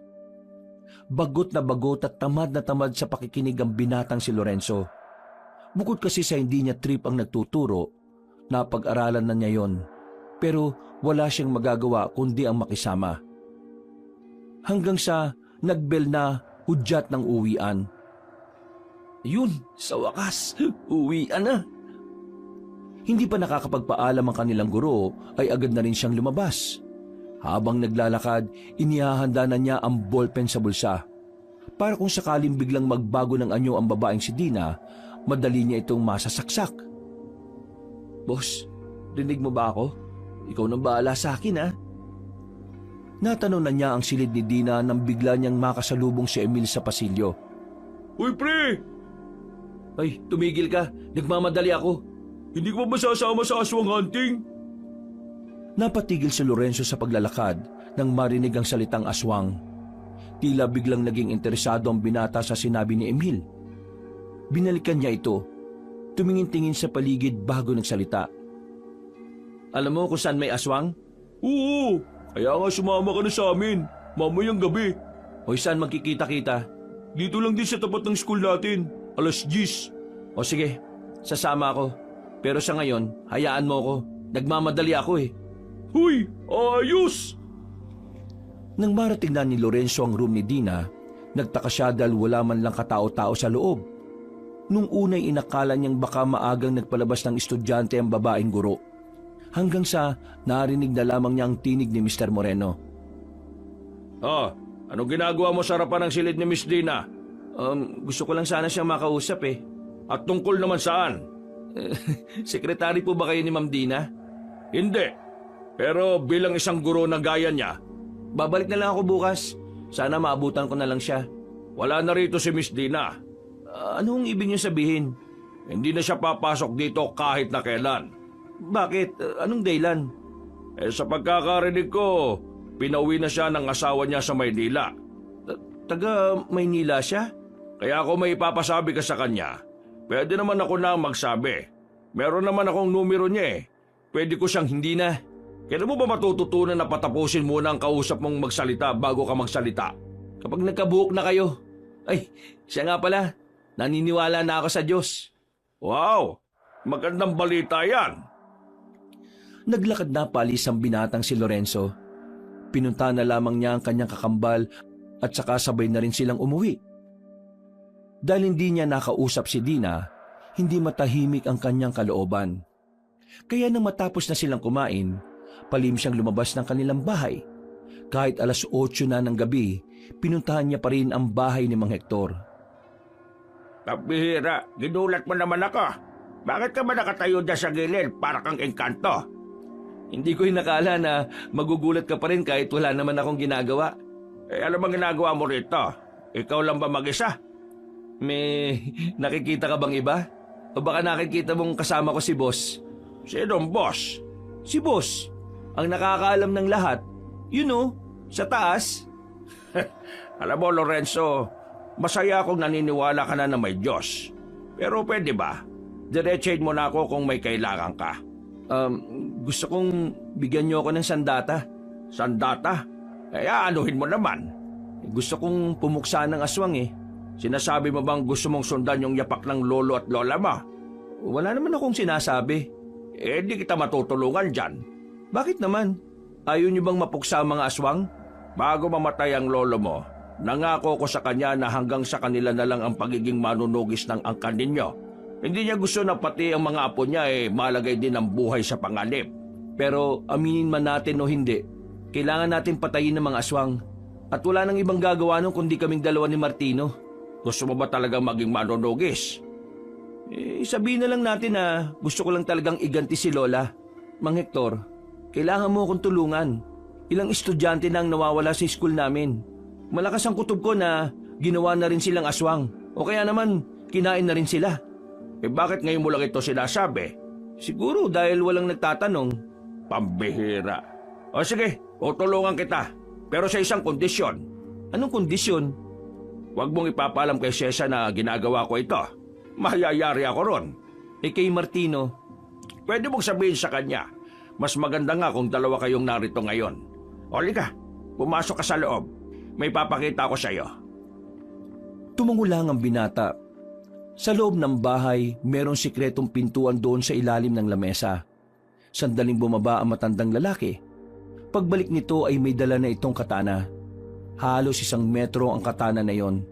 At base sa disenyo, mukhang matagal na ang patalim na yon. 2 katanang ipinatago sa akin ng lola ninyo. Yung isa sa kanya. Yung isang ito, pagmamay-ari ito ni Asmer, ang lolo mo. Pwede niyo po ba akong turuan kung paano to gamitin? Kailangan ko matutunan to ngayon sa loob ng 1 oras. Ha? Bakit may oras pa? Aalis kasi ako ng 10:00 eh. Maghahanap ako ng aswang kasama ang ilang tao na hindi ko close pero kaibigan ng turing sa akin. Hindi minamadali ang pagsasanay. Hindi mo ito matututunan ng 1 oras. Kung di niyo ako matuturuan ngayon, tingin ko kailangan ko nang umalis. Ihahagupit lang naman tong katana na to, di ba? Ay, huwag kang padalos-dalos. Sige, bye! Ay, Diyos ko naman, ang tigas ng ulo. Wala nang nagawa pa matandang sektor nang umalis na ang binatang si Lorenzo. Nang makasakay na siya sa tricycle, bigla niyang naalala ang pangontra na kwintas. Bigay yun ni Mang Hector. Nakaramdam siya ng kaunting kaba nang mapansing wala yun sa leeg niya. Naalala nga pala niyang sinuot lang niya yun sa umpisa sabay tinanggal na rin. Pero wala na siyang pakialam. Buong buo na ang kanyang loob na harapin ang mga aswang. Hindi na siya natatakot. Hindi na siya manginginig. Dahil ang tanging tumatakbo sa isipan niya ay maiganti ang kanyang lola at mapigilan ang pagkawala ng mas marami pang estudyante sa kanilang paaralan. Maya-maya lang, nakarating na siya sa harapan ng eskwelahan nila. Oh, butit nandito ka na. Kanina pa ako naghihintay rito eh. Oh, nasaan na ibang kasama natin? Akala ko ba marami tayo? Pinauna ko na. Tagal mo kasi. Teka, ano yung dala mo? Di ba ang sabi mo maghahanap tayo ng aswang? Oo. Di eto, nagdala na ako ng panlaban ko. Ewan ko lang kung hindi mamatay ang aswang na yun. Naglakad na rin sila paalis. Ayon kay Emil, papasok sila sa kagubatan. Kahit na medyo may kaba, malakas ang loob ni Lorenzo sa mga oras na yon. Hindi siya natatakot kung anuman ang maaaring mangyari. Kanina pa tayo naglalakad Nasaan ba talaga yung mga kasama natin? Malamang nauna na sila. Kung titigil sila sa paglalakad, maabutan natin sila. Nasaan ba kasi yung sinasabi mo kinaroroonan ng aswang? Medyo malayo pa kasi. Kung tinatamad ka na, pwede naman na tayong bumalik. Di na. Nandito na tayo eh. Sigurado ka ha? Pero teka, may tatanong ako sa'yo. Anong klaseng tanong? Isang tanong na iisipan mo kaagad ng sagot. Ano nga ba yung tanong na yan? Saan mo ba talaga nakuha yung ganyang pulseras? Bakit mo tinatanong? Sagutin mo muna tanong ko. Wala, napulot ko lang to. Kaparehong-kapareho kasi yan nung kay Ma'am Dini. Talaga? Baka nagkataon lang. At alam mo kung anong nakakabigla? Ano? Si Ma'am Dina, aswang. Aswang? Sigurado ka ba? Oo naman, nakita ko siya eh. Tumigil sa paglalakad si Lorenzo at hinawakan na niya ang hawakan ng katana. Humarap ito kay Emil. At ikaw? Uy! Ano ginagawa mo? Bakit mo tinututok sa akin yan? Ngayon ko lang naiintindihan kung bakit gustong-gusto mo akong isama sa ganito. Kasi may dalawa kang gustong gawin sa akin. Lapain ako o gawin akong katulad ninyo. Ano ba sinasabi mo? Hindi kita maintindihan. Maamin ka na. Kagaya ka ni Ma'am Dina. Hindi ko alam sinasabi mo, no? Hindi ko nga sigurado kung totoo yung sinasabi mo tungkol kay Ma'am Dina eh. Ano ba problema mo? Huwag ka na magmaang-maangan pa. Alam ko na ang tinatago mo. Ngayon ko lang din naisip eh. Magaling ka ha. Nagawa mo akong linlangin. Para ka siraulo. Bahala ka na nga sa buhay mo. Aswang ka, Emil. Ikaw ang kasabwat ni Ma'am Dina. Kayong dalawang dahilan kung bakit may mga estudyanteng nawawala sa school natin. Huwag ka nga mambintang ha. Paano ko magiging aswang eh? Ako nga ang gusto makapatay ng aswang eh. Alam mo bang munti ka na mamatay ang lola ko dahil sa inyo? Mga salot kayong aswang kayo eh. Mabisit kayo. Dahil sa inyo, napahiya ako kay Martino. Napatunayan tuloy nilang totoo ang Diyos dahil naniwala akong totoo kayo. Ituro mo sa akin kung nasaan si Ma'am Dina. Ituro mo sa akin kung nasaan ang iba pa ninyong kasama. Bibilangan kita ng 3. 1. Wala nga akong alam. 2. Hindi ko nga alam. 3. Pabuelo na si Lorenzo at nakakuha na ng pagkakataon si Emil para makalayo. Nakatalon ito ng mataas patungo sa sanga ng puno. Noong mga sandaling yon, nakumpirma na talaga ng binata na ang lalaking si Emil ay tunay ngang aswang. Di nilabas mo rin ang tunay na anyo mo. Paano mo nalaman na isa akong aswang? Kayo na hinala ka nung una pa lang eh. Pero wala lang talaga akong oras na naisipin ka. Dahil ngayon lang ako naniniwala na totoo pala ang mga aswang. Nung camping, napadaan ako sa tent mo. Nakabukas yun pero wala ka sa loob. Kaya nung umuwi tayo, naisip ko na baka ikaw yung kausap ni Ma'am Dina nung oras na yon. Lorenzo, huwag ka na makialam. Mapapahama ka lang. Hindi mo kakayanin ang mas nakakataas sa akin. Sumusunod lang ako sa utos nila. Hindi ako kagaya nila masama. Lahat ng aswang masama. Hindi mo na ako maloloko, no? Ngayong gabi, papaslangin kita. Maniwala ka sa akin, hindi ako kagaya nila. Nagpipilitan lang akong gawin to dahil biyag nila ang mga magulang ko eh. Hindi rin ako natural na aswang na gaya ni Ma'am Dina. Niyanggaw lang din nila ako. Kagaya ng mga estudyanteng nawawala, biktima rin ako. Ginagawa niyong aswang din ng ibang estudyante? Oo, Nagpaparami ang mga aswang. Pinaghahandaan nila ang pananakop nila ng mga baryo sa susunod na buwan. Maniwala ka sa akin, hindi talaga ako natural na aswang. Biktima lang din ako. Ginagawa ko to para sa mga magulang ko. Di ako madaling maniwala sa mga taong una nang nagsinungaling. Patunayan mo muna sa akin na hindi ka talaga gaya nila. Sige, tuturo ko sa iyo kung saan dinadala ang mga estudyanteng binibiyag. Nandun din si Ma'am Dina. Si Ma'am Dina ba ang pasimuno ng lahat ng ito? Hindi, tauhan lang din siya. Pero mas mataas siya sa amin. E di sino ang pinuno nyo? Sa pagkakaalam ko, yung principal natin ang pinakapinuno ng mga aswang eh. Sigurado ka ba sa sinasabi mo? Hindi ka ba nagtataka? Ang daming nawawalang estudyante pero hindi man lang kumakalat. Alam mo rin ba kung bakit walang magulang na nagre-reklamo kapag kinukuha nila ang estudyante? Yung mga magulang, kinakain na o kaya dinudukot tapos pinapalapa sa ibang bagong aswang. Kaya maniwala ka sa akin, ito ang totoo. Hindi ko alam kung paniniwalaan kita eh. Pero hindi ko babaliwalain ang sinasabi mo.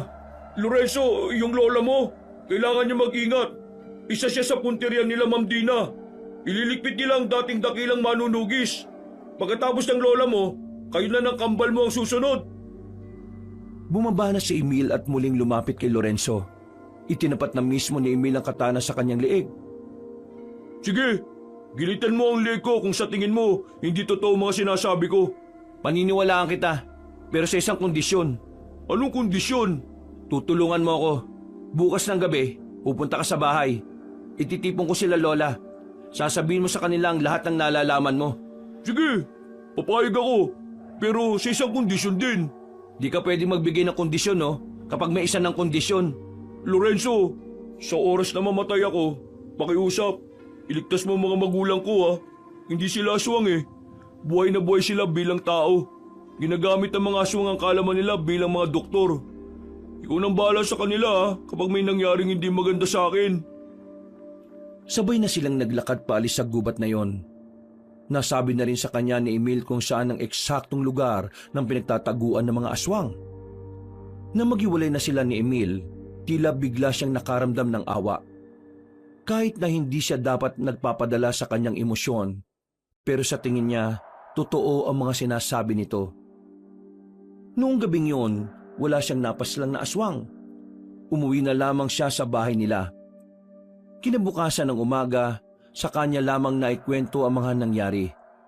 Maging ang kanyang kakambal ay nagulat din sa mga sinabi niya. Si Emil? Aswang? Oo, aswang si Emil. Pero ang sabi niya, mabuting aswang siya. Mamayang gabi, papatunayan niya yon. Sasabihin niya sa inyong lahat ang mga nalalaman niya. Duda ako dyan. Kung talagang may nalalaman siya, dapat sa pag-uusap niyo pa lang sinabi na niya. Sasaga pa lang siya ng mga impormasyon eh. Sa kanya sasabihin mamayang gabi kung ano mga nalalaman niya. Wag na muna kayong pumasok. Ngayong alam na natin na may aswang sa paaralan ninyo. Hindi na kayo ligtas doon. Sesa, kailangan ko na yatang abisuhan ng tropa. Tropa? Ang ibang manunugis na naghihintay lang sa senyas ni Sesa. Pwede bang sumama ako? Total, nasa akin naman na ang katana ni Lolo eh. Pabihira naman to, nadulas pa. Ligay mo na kay Lorenzo ang katana ni Asmer. Ang kulit eh. Pasensya na. Ayos lang. Binigay ko na rin naman ng katana ko kay Martino. Ay teka, ayos na sa'yo na sundan nilang dalawa ang yapak ninyo. Naisip ko lang kasi na kung iiwasan nila ang kapalaran nila, baka mamatay lang sila ng walang kalaban-laban. Yun naman pala eh, di ayos na. Mang Hector, Lola, turuan niyo na kami. Napatungo na lamang ang dalawang matanda. Sa puntong yun ay nakaramdam na rin ng pagkasabik ang lalaking si Lorenzo. Hindi na siya makapaghintay na makapaslang ng aswang. Makalipas ang ilang oras, sumapit na rin ang kinagabihan. Makakasama sila sa bakuran habang naghihintay sa pagdating ni Emil. Pero mag-iisang oras na ay wala pa rin ito. Sigurado ka bang nagsasabi siya ng totoo? O baka tinakasan ka ng kaibigan mong yan? Kung hindi siya dumating ngayon, pinatunayan niya lang na masama nga siyang aswang. Sandali. Siya na ba yun? Napatayo sila nang matanaw ang paggewang-gewang na tumatakbong lalaking si Emil. Nang makarating na ito sa kanilang bakuran, ay saka na ito bumagsak sa lapag. Nakanyong aswang pa ito, pero maraming sugat sa katawan at sumusuka na rin ang dugo. Emil, anong nangyari? Lorenzo, hindi ang principal natin ang pinuno. Alam ko na kung sino. Sino? Sabihin mo! Si... Hindi na naituloy pa ng lalaking si Emil ang kanyang sasabihin nang hindi na nito kayanin ang dami ng hiwa sa katawan nito. Nalugutan na ito ng hininga at hindi na nila nalaman kung sino ang pinuno ng mga aswang. Kailangan natin siyang alisin agad dito. Kapag nakita ng mga tao na aswang siya, maghinala din sila na baka aswang din tayo.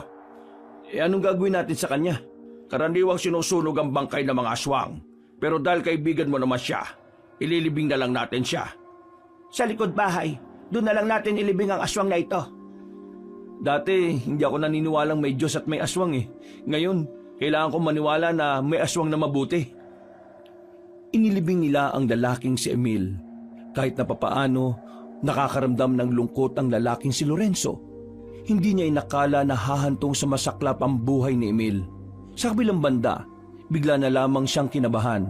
Iniisip niya na baka may alam na ang mga aswang na naghahanda na rin sila. Kailangan ko na bang puntahan ng iba nating kasama, Sesa? Ipagpabukas mo na. Delikado kung ngayong gabi ka pa lalakad. Dumito ka na rin magpahinga. Maya-maya lang, pumasok na ang dalawang matanda sa loob ng bahay. Habang si Lorenzo naman, nasa harapan lang ng bahay. Nakatulala, malalim ang iniisip. Nilapitan nito ng kakambal niya at tinabihan. Naintindihan ko na may Diyos na nagbabantay sa atin. Ang hindi ko lang talaga maintindihan, bakit hinahayaan niyang mapahamak ang mabubuting nilalang? Hindi ko inaasahan na darating ang oras na mag-uusap tayo ng seryoso tungkol sa Diyos. Pero hindi hinayaan ng Diyos si Emil. Anong hindi hinayaan? Nakita mo naman, di ba? Namatay. Kapag ba aswang ka, kahit mabuti ka wala siyang pakialam. Lorenzo, hindi siya hinayaan ng Diyos. Ginabayan siya ng Diyos na tapusin ang misyon niya. At yun ay ang bigyan kanya ng babala laban sa mga aswang. Yun lang ang pinakamahalagang papel niya sa mundong ito. At dahil natapos na niya yon, mawawala na rin siya rito. Sinasabi mo bang ang buhay natin ay nakadepende sa kung ano ang misyon na nakapasan sa balikat natin? Mismo! Ay, malas naman ni Emil. Ang konti lang pala ng misyon niya sa mundong ito. May hinayata siya kay boss eh. Sinong boss? Si boss. Yung Diyos. Yun ang tawag ko sa kanya. Paano ka nga pala naniwala sa kanya? Bakit parang biglaan? Nung gabing nasa bingit ng kamatayan si Lola, inihiling ko sa kanya na pagalingin niya ang Lola natin. Nagulat ako pag uwi ko. Magaling na siya eh. Sinabi ko naman kasi sa'yo, di ba? Mabait siya sa kahit na sino. Naniniwala ka man o hindi. Anak ang turing niya sa lahat. Napangiti na lamang ang lalaking si Lorenzo. Maya-maya lang din ay pumasok na rin sila sa loob. Kinabukasan, maagang umalis ng bahay ang matandang si Hector para puntahan ng iba pang manunugis. Habang ang kambal naman ay nanatili na muna sa bahay nila.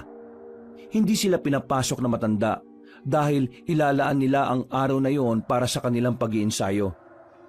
La, naniniwala naman ako na dati kang manunugis pero matanda ka na ngayon eh. Baka hingaling ka sa pagtuturo sa amin. Minamaliit mo ba ako dahil sa edad ko? Hindi kita minamaliit, La. Gusto ko lang makasiguro na walang mangyayaring masama sa'yo sa oras na...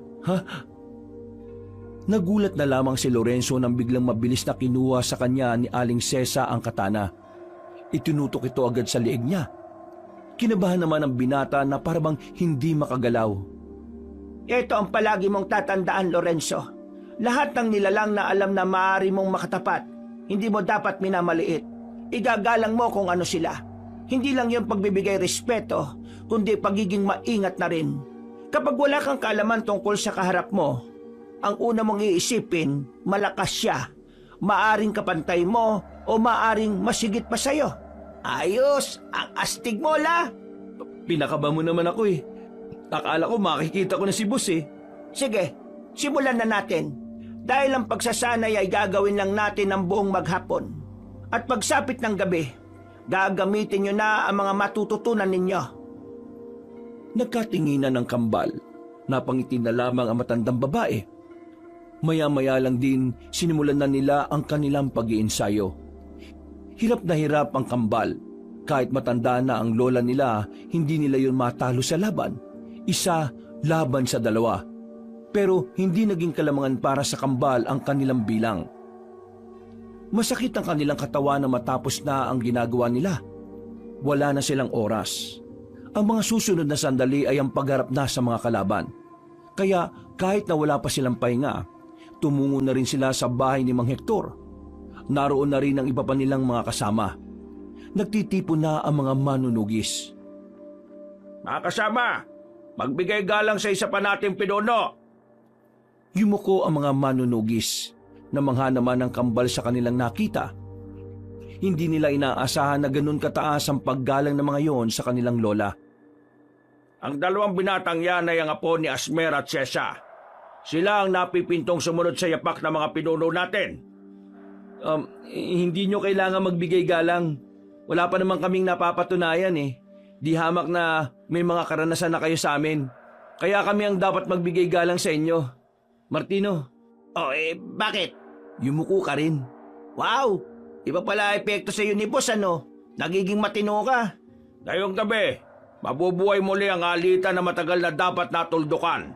Magaganap muli ang kaguluhan sa pagitan ng kabutihan at kasamaan. Ianda niyo mga sarili ninyo. Dahil ngayong gabi, pupuntahan natin ang mga aswang. Paumanhin sa inyong lahat. Dahil hindi ako makakasama sa inyong laban. Pero ipagdarasal ko kayo sa Diyos Ama na sana tagumpay ang kasama ninyo sa inyong pagbabalik. Pagkatapos ng sandaling pagtitipon, umalis na rin si Aling Sesa kasama ang ibang manunugis. Inihatid ito patungo sa may ligtas na lugar. Maya-maya pa, sinimulan na rin nila ang paglalakbay. Martino, Bakit? hindi pa rin ako makapaniwala eh. Makapaniwala na alin? Eto, nandito tayo. Parang nakaraan lang, nagdududa pa ako kung may Diyos. Tapos ngayon, nandito ako, kasama niyong haharap sa mga aswang. Sinabi ko naman kasi sa iyo iba maglaro ang tadhana. Pero ang mahalaga, nakilala mo na rin ang Diyos sa wakas. Pwede ko bang hilingin sa kanya na sana hindi tayo mapahamak? Pwede naman. Bakit naman hindi? Sandaling pumikit ang lalaking si Lorenzo na yon nang maramdaman nilang tila may nakamasid na sa kanilang paglalakbay. Tumigil si Mang Hector sa paglalakad. Sa puntong ito, nakaramdam na ng kaba ang kambal. Mga kasama, narito na sila. Lorenzo, kalma lang Huwag ka matataranta Ayan na sila. Naglabasa ng mga aswang sa gilid, sa likod at sa itaas. Dahil dito, sumiklab na ang kaguluhan. Dahil nasa kagubatan sila at limitado lang ang liwanag na nalilika ng mga dala nilang lampara, nahirapan silang kalabanin ng mga aswang sa unang 10 minuto. Hindi nila matamaan ang mga yon. Kaya naman nakaisip ng paraan ang lalaking si Lorenzo. Inilabas niya ang daladalang lighter. Boss, naririnig mo naman ako ngayon, di ba?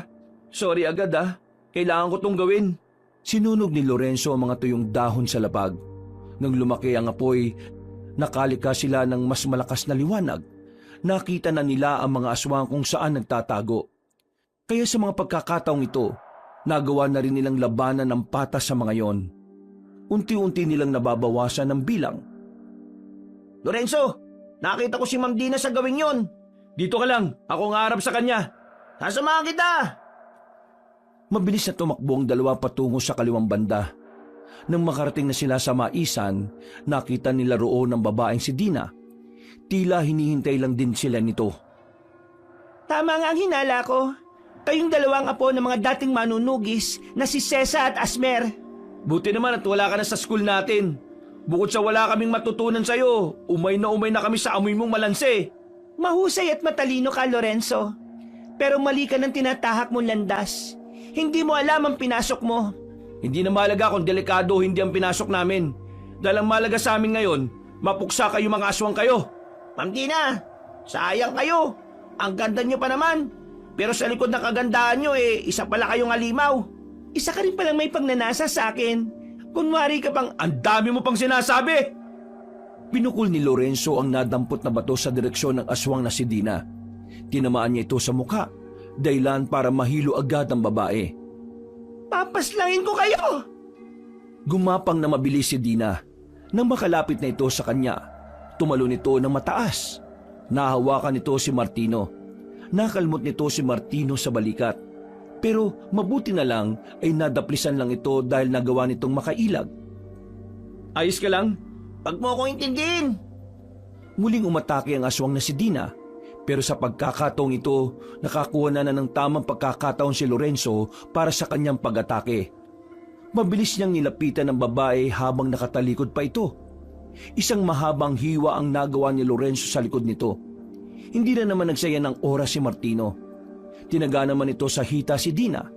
Nang mapalood ito, agad nang itinarak ni Lorenzo ang katana sa likod nito. Tumagos pa yon sa kaliwang dibdib ni Dina. Dahilan para unti-unting madapa na lamang ang babaeng aswang. Sabihin mo, nasaan ang pinuno ninyo? Hindi niya siya kakayanin. Nasaan ang pinuno ninyo? Hindi na nakasagot pa ang babae ng tuluyan na itong malagutan ng hininga. Naglakad na sila paalis, pero hindi pa man sila nakakalayo. Naramdaman nilang may tao sa kanilang likuran. Nang humarap sila, nakita nila si Mr. Moreno sa gilid. Nanlalaki ang mga mata, nakatingin sa kanila. Nagtataka rin sila kung ano ang ginagawa ng kanilang guro doon. Anong ginagawa nyo? Anong ginawa nyo kay Miss Dina? Mr. Moreno, nagkakamali ka ng pagkakaintindi. Pumatay kayo ng tao. Nilabag nyo ang kautusan ng Panginoon. Masasama kayo, mga dyablo! Paano ka napadpad dyan? Huwag nyong ibahin ang usapan. Gumawa kayo ng mabigat na kasalanan. Pinatay nyo ang isang inosente. Aswang si Ma'am Dina, manunugis kami. Natural lang na patayin namin siya. At pwede ba? Huwag mong binabanggit si boss. Hindi kanya ito tolerate. Anong ito tolerate ang sinasabi mo? Yang pulseras mo, yan ang simbolo ng samahan ng mga aswang. Tama ba ako? Sa isang iglap, nagbago ang reaksyon ng mukha ni Mr. Moreno. Bigla na lamang itong nagpakita ng nakalolokong ngiti. Isang ngiti na makikitaan ng masamang balak. Tama nga ang hinala ko. Ikaw yun. Ikaw ang pinuno ng mga aswang. Ha! Magaling ka talaga, Lorenzo. Pinapahanga mo talaga ako palagi, ah. Kung kailan naniniwala na ako may Diyos, saka ko pa naalaman na hindi naman pala tayo iisa ng pinaniniwala ang Diyos. Ang lakas ng loob mong magtago sa pagiging relihiyoso. Ikaw pala ang demonyo. Nalin lang ko kayo. Pero hindi ko rin talaga inakala na kayo pala ang dapat kong inuna. Ang isa sa mga punteriya ko ay matagal ko na palang nakakadaupang palat. Mahusay! Nilinlang nyo rin ako. Anong nilinlang? Hindi rin naman namin alam na manunugis ang pinagmulan namin eh. Buwang ka rin eh, no? Saan mo din nila mga estudyanteng dinudukot ninyo? Malalaman mo lang yon kung matatalo nyo ako. Aray! Nagulat na lamang sila na may bumaon na palaso sa bandang liig na matandang si Moreno. Tinira na pala ito ng palaso ni Mang Hector. Dahil dito, dumistansya na muna si Mr. Moreno. Pinutol nito ang palaso. Hindi na pala ako asintado ngayon. Iba na talaga kapag may edad na eh. O ikaw, hindi kita kilala, pero hindi ka namin sasantuin. Nagalit si Mr. Moreno. Nagpalit na ito ng anyo bilang aswang. Mabilis itong nakalapit. Nilagpasan nito ang kambal. Diretso kay Mang Hector si Mr. Moreno. Isang mahabang kalmot agad ang nagawa ng pinunong aswang. Tumba agad si Mang Hector. Agad namang rumisponde ang kambal. Tinaga nila si Mr. Moreno. Pero nagawa sila nitong iwasan. Nang makabuelo, muli silang inatake ni Mr. Moreno. Tapis agad ang balat ni Lorenzo sa balikat. Habang si Martino naman, nadaplisan sa braso ng kalmot. Aminado sila na kakaiba si Mr. Moreno kumpara sa mga una nilang nakatapat. Kahit si Mang Hector, alam din na hindi basta-basta ang pinuno ng mga aswang. Pero kahit na ganon, hindi nagpatinag ang lalaking si Lorenzo. Parang hindi niya nararamdaman ang sugat na tinatamo niya. Dali-dali siyang lumapit ulit kay Mr. Moreno. Tinaga niya ng katana ang pinunong aswang. Pero sa kasamaang palad, hindi niya naman ito tinamaan. Sinubukan niya pa ulit hatawin, pero nahawakan ni Mr. Moreno ang kamay niya. Matagal na ako nagtitimpi sa pagiging bastos mo sa akin, Lorenzo. Ito na ang tamang pagkakataon. Dahil wala na tayo sa paaralan. Pwede na kitang patayin. Hindi mo pwedeng gawin yan. Paglingon ni Mr. Moreno sa gilid, naroon na si Martino. Nagawa ni Mr. Moreno na salagi ng pagtaga ng binata. Pero nabitiwan naman nito si Lorenzo. Sinamantala na ni Lorenzo ang pagkakataon. Itinarak niya ang katana sa tiyan ni Mr. Moreno. At habang nangyayari naman yon, nagawa pa rin ni Mang Hector na makatulong. Tinira ulit nito ng palaso si Mr. Moreno. Sa pagkakataong yon, sa kaliwang dibdib na yon bumaon. Bullseye! Hindi pa nakontento si Lorenzo. Hinugot niya ang katana at saka itinarak ulit kung saan naroon din ang nakatarak na palaso. Tinulak sila ni Mr. Moreno. Dumistansya ito sa kanila. Anong akala nyo? Mapapatay nyo ako sa ganitong paraan? Hindi ako magiging pinuno kung sa simpleng saksak lang mamamatay na ako. Aabante pa sana si Mr. Moreno nang bigla itong sumuka ng dugo. Kalaunan, makakasunod na ubo na lamang ang nagawa nito. May laso na ang pangalawang palaso na pinatama ko sa iyo. Yung una, sinadya kong wala para maging kampante ka at isipin mong hindi ka mamamatay sa palaso. Mr. Moreno, talo ka na! Mukhang kailangan mo nang magpaalam. Hindi ka ililigtas ng kinikilala mong Diyos, no? Kahit na kailan talaga, malaking hadlang ang mga tao sa mga hangarin namin. Hindi ako makapaniwala. Nasayang lang ang maraming taon ng pagpaplano ko. Mr. Moreno, magpahinga ka na! Hanggang dito na lang ang misyon mo sa mundo!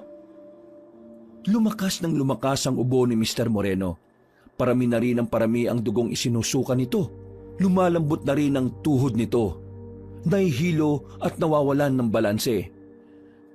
Bakit ayaw niyo pa akong tapusin? Di ba ito naman ang pinakahihintay ninyo? Ibinibigay na namin ang ilang minuto na natitira sa buhay mo. Mabait pa rin naman kami sa iyo kahit nakampun ka pa ng demonyo. Yung mga biyag na estudyante. Kung dediretsuhin niyo ito, ay may makikita kayong malaking bahay. Hanapin niyo ang basement. Naroon silang lahat. Lorenzo, maraming salamat. Ngayon, naiintindihan ko na kung bakit makapangyarihan ang pagmamahal ng mga tao. Bigla na itong bumagsak. Hindi na ito makapagsalita. Nangingisay-ngisay na rin ito. Kalaunan, hindi na rin ito gumagalaw. Tuluyan na itong nalagutan ng hininga. Ayos lang ba kayo? Tuklap ang balat mo. May kalmot ako. At may maabang sugat si Mang Hector. Tapos, magtatanong ka kung ayos lang kami? Tulungan niyo na ako makatayo. Inalalayan nila ang matanda. Nang balikan nila ang kanilang mga kasama ay natalo na nila ang mga aswang. Marami ang sugatan sa kanila. Merong kritikal pero nailigtas din naman. Masaya silang nakabalik sa baryo. Bitbit nila ang tagumpay. Walang paglagyan ang kalooban ni Lorenzo. Dahil sa wakas, hindi na mangangamba ang kanilang lola tuwing matutulog sa gabi. Makalipas ang halos isang buwan, nakarecover na rin sila. Pansamantalang natigil ang kanilang pag-aaral. Wala na rin kasi ang kanilang principal. Nakasama ito sa mga namatay sa labanan. Ang mga estudyante namang ilang araw nang nawawala, naibalik na rin sa kanilang mga magulang. Mga apo, hanggang ngayon, hindi pa rin ako makapaniwala na kinaya niyong makipagsabayan sa mga manunugis. Masaya ako at proud ako sa ginawa ninyo. Talagang nananalaytay ang pagiging mandirigma sa dugo ninyo. Ang tanong ngayon, ipagpapatuloy niyo ba ang nasimulan ng inyong lolo at lola? Habang nag-aaral, itutuloy ko ang pagiging manunugis. Gusto kong magbigay pugay sa nagawa ni lolo at lola. Ikaw, Lorenzo. Mang Hector, pasensya na pero tingin ko, hindi ko na may tutuloy ang pagiging manunugis.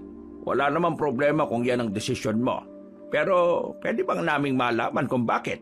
Nangako ko kay boss na pag natapos na ang gulo, magsisilbi ako sa kanya. Teka, sinasabi mo bang magpapari ka?